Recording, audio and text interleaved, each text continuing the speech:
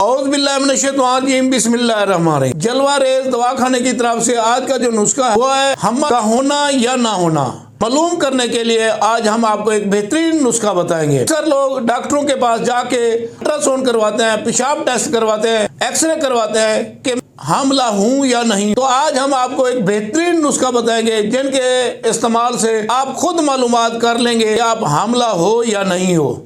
तो आज ही करामाती बूटी बताएंगे जिनके इस्तेमाल से आप हामला होने या ना होने की मालूमात हो जाती है। तो आपने करना, आपने एक थूम का दाना लेना है, लहसुन का दाना लेना है, उसको साफ कर लेना, ऊपर वाला पर्दा उसको साफ कर लेना है। 3 घंटे के लिए आप सो जाए। सोने के बाद खड़े होंगे, अगर लहसुन की बू आए आपके मुंह से या स्मेल है या नाक से स्मेल है तो आप हामला नहीं हो। अगर आपके मुंह और नाक से स्मेल आए थूम की, लहसुन की, तो आप समझे आप हामला हो।